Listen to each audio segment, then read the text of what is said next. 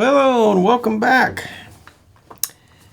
Day 8 of the Master Cleanser fast. And I'm still here. Still got some good energy. So, not a whole lot going on today, but my sense of smell is getting a whole lot better. So I noticed that, I think it was yesterday I started noticing, maybe the day before, I was smelling garlic. I think somebody's got some garlic growing in their garden somewhere in the neighborhood. But yeah, just noticing all the different smells and stuff walking by, and different businesses that are cooking things and stuff like that. So it will continue to get more acute as I go along. But yeah, not a whole lot going. My tongue is still pretty carpeted, but it is getting a little pink around the edges. So it's starting to clear up a little bit. And I'm having some peppermint tea tonight before my Smooth Move laxative tea. You can do that once in a while throughout the fast just for something different. So I thought I would try that tonight. So we're going to continue the Master Cleanser book by Stanley Burroughs. And tonight we're actually getting into how to make it and a little bit more about the process. So let's see, I've got, it's like a page or so here. So let's go ahead and get on into this. So how to make it. It's 2 tablespoons of lemon or lime juice, approximately a half a lemon. 2 tablespoons of genuine maple syrup, not maple flavored sugar syrup. No Aunt Jemima's. 1/10 of a teaspoon of cayenne pepper, red pepper, or to taste. Now I like to kick mine up, so I use quite a bit more than that. I use a heaping 1/8 of a teaspoon when I do my big container, which is 32 ounces. So I kick that thing up quite a bit. And then water. You can do medium hot, spring, or purified water. I just use a filter and put mine in there that way. I suppose you could refrigerate it if you like it cold, but since you're carrying it around for 5 or 6 hours, it's going to get warm anyway. All right, so that is the deal. And this is for a 10-ounce glass. So that's why I used the 32 ounce, and I just tripled all this basically.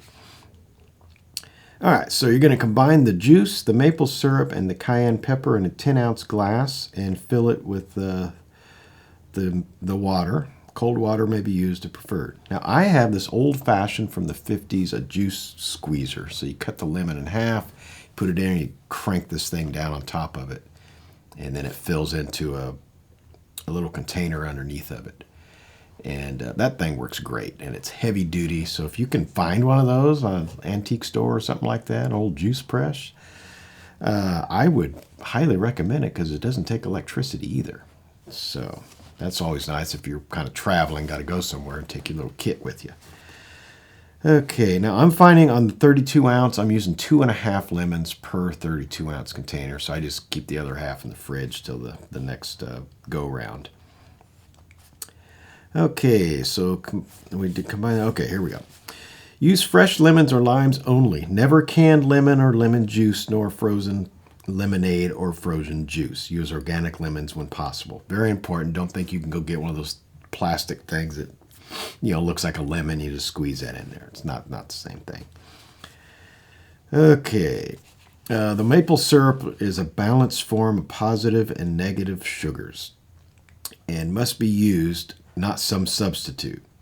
There are 4 USDA approved grades of maple syrup. The early sap runs generally produce the lighter grades, grade A light amber and grade A medium amber, which were formerly known simply as grade A.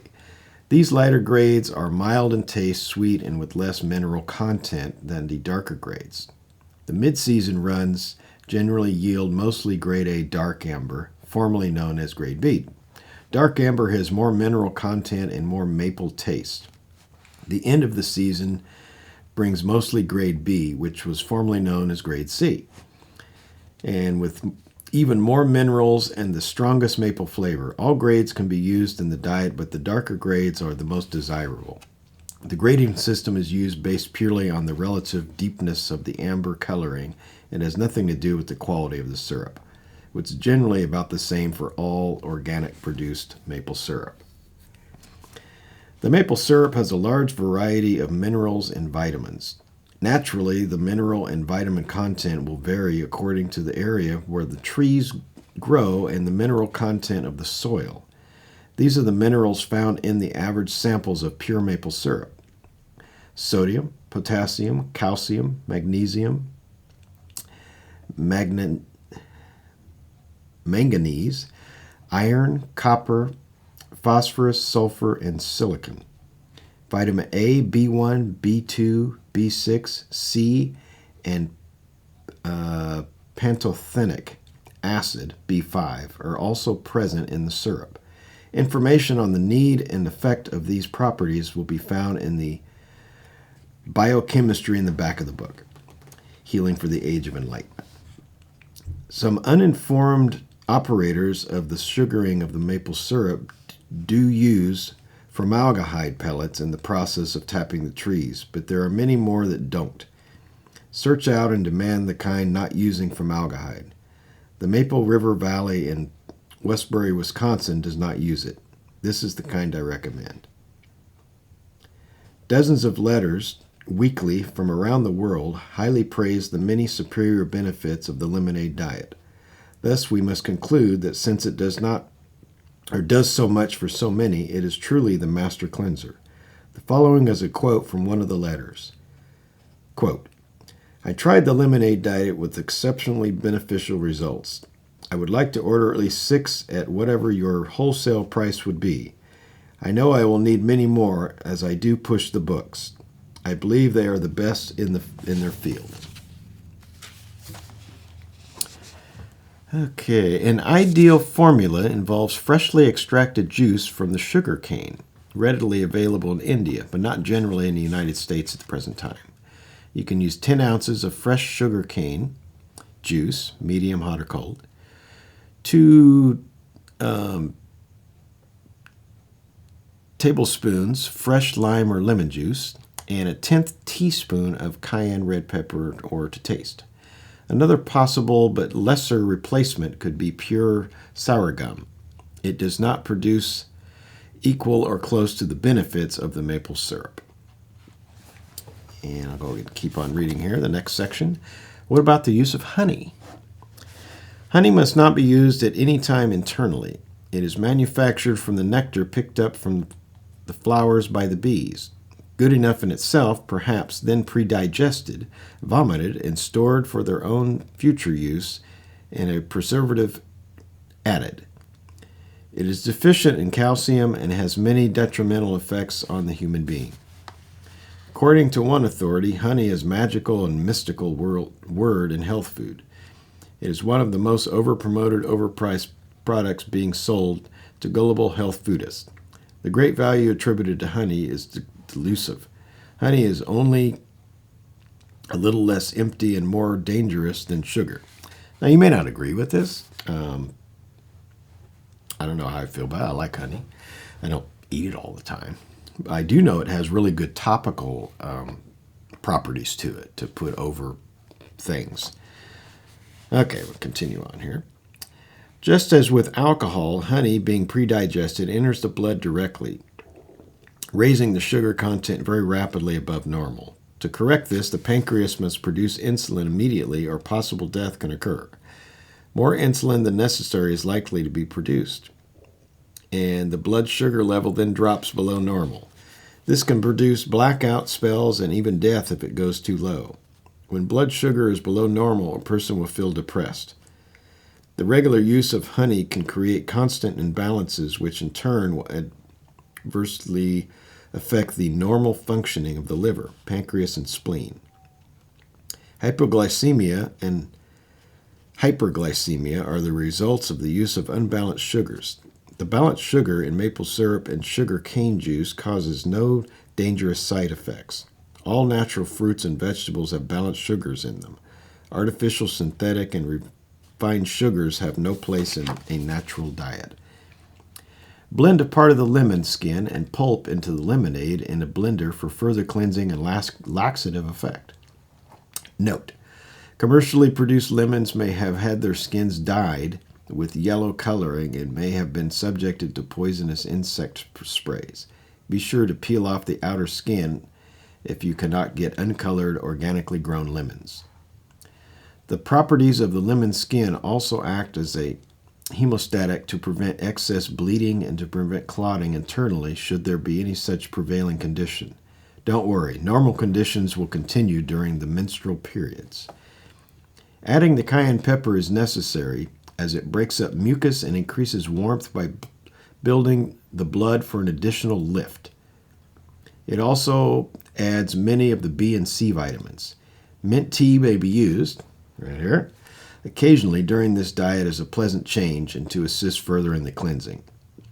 Its chlorophyll helps as a purifier, neutralizing many mouth and body odors that are released during the cleansing process. Okay, so I'm going to go ahead and stop right there. In fact, I'm going to go ahead and read some more. How much does one drink? Take from 6 to 12 glasses of the lemonade daily during the waking period. As you get hungry, just have another glass of lemonade. No other food should be taken during this full period of the diet. I repeat, no other food should be taken.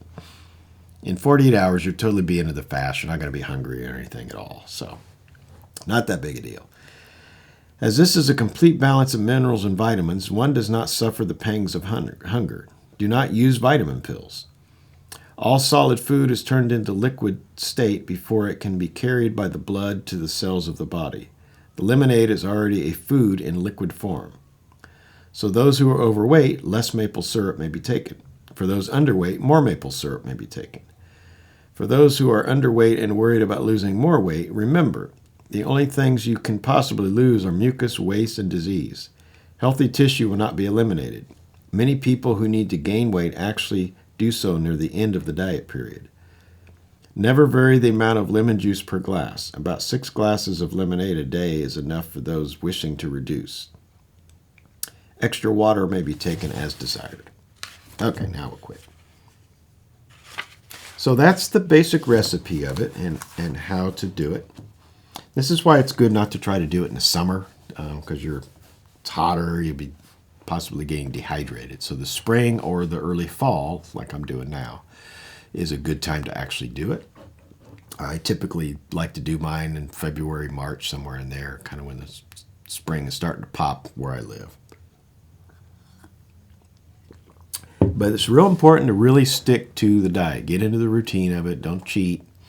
Like I knew somebody that was cheating and having chicken broth. She didn't last very long on it. So just stick with it. Trust that it works. And enjoy the journey. It's very interesting to just go through the process. And you don't have to do the laxative tea every night. Sometimes I've got something I got to do, like early in the morning. And typically, once you have that bowel movement, it's done. Maybe another little thing about half hour later or so.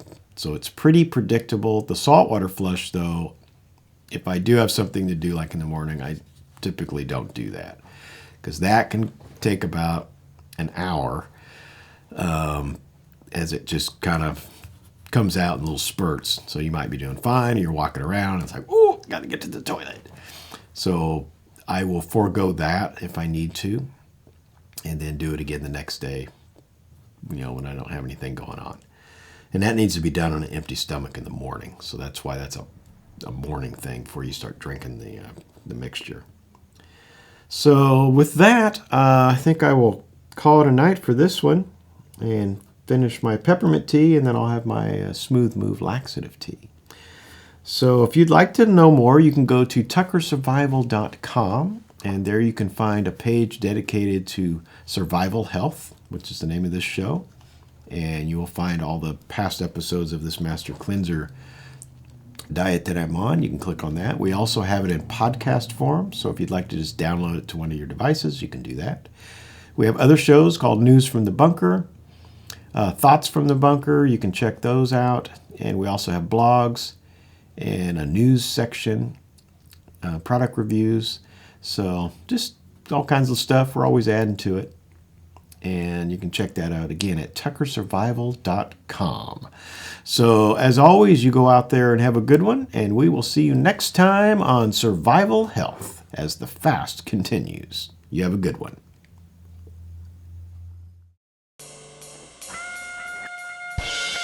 Survival Health is brought to you by Tucker Survival and produced by MBJ Media Services.